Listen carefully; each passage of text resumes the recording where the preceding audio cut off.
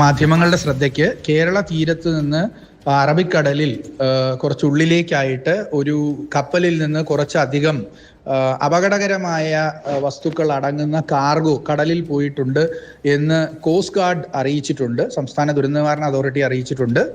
ഇതിനുള്ളിൽ കണ്ടെയ്നറിനുള്ളിൽ എന്തൊക്കെ വസ്തുക്കളാണ് എന്നുള്ളത് നമ്മൾക്ക് അറിയാൻ സാധിക്കില്ല. അത് കണ്ടെയ്നർ ഷീറ്റൊക്കെ കോസ്റ്റ് ഗാർഡിന് കിട്ടിയാൽ മാത്രമേ അറിയുള്ളൂ എന്നാണ് അവർ അറിയിച്ചിട്ടുള്ളത്.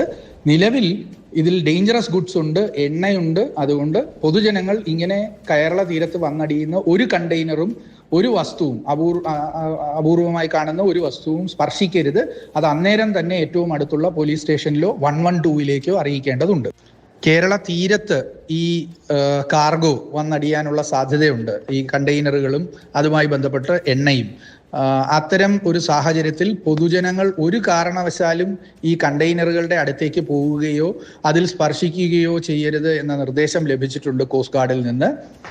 ഈ വിവരം പൊതുജനങ്ങളെ അറിയിക്കേണ്ടതുണ്ട്. ചില പ്രദേശങ്ങളിലെങ്കിലും എണ്ണപ്പാട വന്നടിയാനുള്ള സാധ്യതയുണ്ട്. അതുണ്ടെങ്കിൽ കോസ്റ്റ് ഗാർഡ് ആ സമയത്ത് നമ്മളെ അറിയിക്കും. ഈ സന്ദേശം ശബ്ദ സന്ദേശമായി പുറപ്പെടുവിക്കുന്നത് സംസ്ഥാന ദുരന്ത നിവാരണ അതോറിറ്റിയിൽ നിന്ന് doctor Shekhar Kuriakose, member secretary. 24/5/2025 ഈ സന്ദേശം പുറപ്പെടുവിക്കുന്നത്.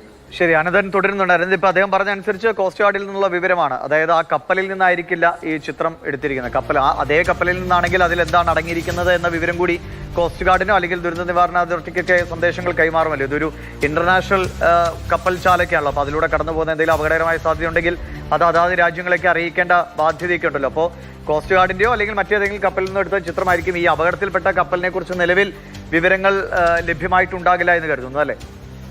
ദിവിഷ്, ചരക്ക് കപ്പലിൽ നിന്നാണ് ഈ വലിയ കണ്ടെയ്നറുകൾ, അത് ശേഖർ കുര്യാക്കോസ് പറയുന്നത് വെച്ചിട്ടാണെങ്കിൽ കുറച്ചധികം കണ്ടെയ്നറുകൾ കടലിൽ പോയിട്ടുണ്ട്.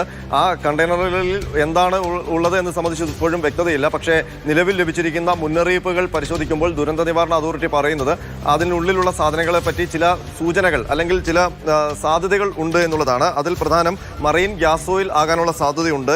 MGO എന്ന് പറയുന്ന മറൈൻ ഗ്യാസ് ഓയിൽ, അതല്ലെങ്കിൽ VLSFO, very low sulphur fuel oil, അതും ഒരു മറൈൻ ഫ്യൂവലായിട്ട് ഉപയോഗിക്കുന്ന ഇന്ധനമാണ്. അപ്പോൾ ഈ രണ്ട് വസ്തുക്കളാകാനാണ് സാധ്യത. അതുകൊണ്ടാണ് ഇത്രയും വലിയ മുന്നറിയിപ്പ് നൽകിയിരിക്കുന്നത് എന്നുള്ളതാണ്. അപ്പോൾ കണ്ടെയ്നറിനുള്ളിൽ ഇന്ധനമാണ് എന്നുള്ള സൂചനകളാണ് ഇപ്പോൾ ലഭിക്കുന്നത്.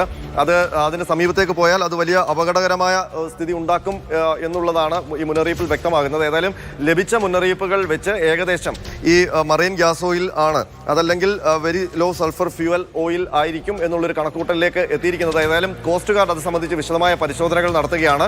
ആ കണ്ടെയ്നറിലെ എന്തെങ്കിലും ഒരു അംശം ലഭിച്ചു കഴിഞ്ഞാൽ മാത്രമേ അതിനുള്ളിലുള്ള കാര്യം എന്താണ് എന്ന് വ്യക്തത വരുത്തുകയുള്ളൂ. ഒരുപക്ഷെ ഈ ചരക്ക് കപ്പലിൽ നിന്ന് അത്തരം വിവരങ്ങൾ കിട്ടാനുള്ള സാധ്യതയില്ല. ഉണ്ടായിരുന്നെങ്കിൽ ആ കണ്ടെയ്നറിനുള്ളിൽ പർട്ടിക്കുലറായിട്ട് ഈ സാധനങ്ങളാണ് ഉള്ളത് എന്ന് കോസ്റ്റ് ഗാർഡിന് പറയാൻ കഴിയുമായിരുന്നു. പക്ഷേ കോസ്റ്റ് ഗാർഡ് ദുരന്ത നിവാരണ അതോറിറ്റിക്ക് നൽകിയിരിക്കുന്ന സന്ദേശം ഇത്രമാത്രമാണ്: ചരക്ക് കപ്പലിൽ നിന്ന് അറബിക്കടലിന്റെ ഉൾഭാഗത്ത് വെച്ച് കുറച്ചധികം കണ്ടെയ്നറുകൾ കടലിൽ പോയിട്ടുണ്ട്. ആ കണ്ടെയ്നറുകൾ മുഴുവൻ അപകടകരമായ വസ്തുക്കളാണ്. അത് കേരള തീരത്ത് അടിയാനുള്ള സാധ്യതയുണ്ട്. അതുകൊണ്ട് തീരദേശത്തുള്ളവർ ജാഗ്രത പാലിക്കണം. ഒരു കാരണവശാലും ഇത്തരം അപൂർവമായ കണ്ടെയ്നറുകളോ അപൂർവ വസ്തുക്കളോ എണ്ണപ്പാടകളോ കണ്ടു കഴിഞ്ഞാൽ അതിന് സമീപത്തേക്ക് പോകരുത്. പകരം 112 അല്ലെങ്കിൽ സമീപത്തെ പോലീസ് സ്റ്റേഷൻ, അവിടെ വിവരം അറിയിക്കുക എന്ന് മാത്രമാണ് ഇപ്പോൾ നൽകിയിരിക്കുന്നത്.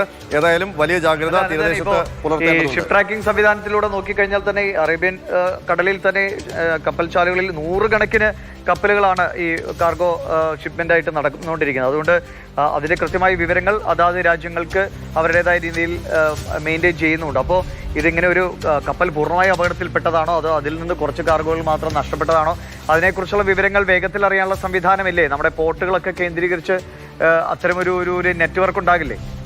കപ്പൽ അപകടത്തിൽപ്പെട്ടതായിട്ടുള്ള വിവരമില്ല. കപ്പലിൽ നിന്ന് കാർഗോ പുറത്തേക്ക് പോയി എന്ന് മാത്രമാണ്. അപ്പോൾ അത് ഒരുപക്ഷെ വലിയ, നമുക്കറിയാം കാലവർഷം കടലിൽ അതുമായി ബന്ധപ്പെട്ട സ്വാധീനമുണ്ട്. അപ്പോൾ വലിയ ഉയർന്ന തിരമാലകൾ ഉണ്ടാകാം. അപ്പോൾ ആ തിരമാലകളിൽപ്പെട്ട് കടൽക്ഷോഭത്തിൽപ്പെട്ട് അതിൽ നിന്ന് കാർഗോ പുറത്തേക്ക് പോയതാകാനുള്ള സാധ്യതയാണ് ഉള്ളത്. അപ്പോൾ ആ കപ്പലിൽ നിന്ന് തന്നെ ഉടൻ തന്നെ അതുമായി ബന്ധപ്പെട്ട കേന്ദ്രങ്ങളിൽ നിന്ന് സ്വാഭാവികമായും നമ്മുടെ തീരത്തായതുകൊണ്ട് കോസ്റ്റ് ഗാർഡിലേക്ക് വിവരം വരും. ആ വിവരമാണ് അത് നമ്മളെ അറിയിച്ചിരിക്കുന്നത്. അപ്പോൾ കൃത്യമായ കമ്മ്യൂണിക്കേഷൻ അവിടെ നടന്നിട്ടുണ്ട്. ഈ കാർഗോകൾ പുറത്തു പോയപ്പോൾ തന്നെ ആ കപ്പലിൽ നിന്ന് കോസ്റ്റ് ഗാർഡിന് വിവരം ലഭിച്ചിട്ടുണ്ട് എന്ന കാര്യം ഉറപ്പാണ്. അതുകൊണ്ട് തന്നെയാണ് പെട്ടെന്ന് തന്നെ നമ്മുടെ തീരദേശത്തേക്ക് ഇത്തരമൊരു സന്ദേശം എത്തിക്കാൻ കഴിഞ്ഞത്. പെട്ടെന്ന് തന്നെ ദുരന്ത നിവാരണ അതോറിറ്റി ഗൗരവമായി തന്നെ ഇടപെടൽ നടത്തിയിട്ടുമുള്ളത്. ഏതായാലും തീരദേശത്തുള്ളവർ ജാഗ്രത പാലിക്കണം. അത് ഗൗരവമായ സന്ദേശമാണ്. ഒരു കാരണവശാലും കൗതുകം കൊണ്ട്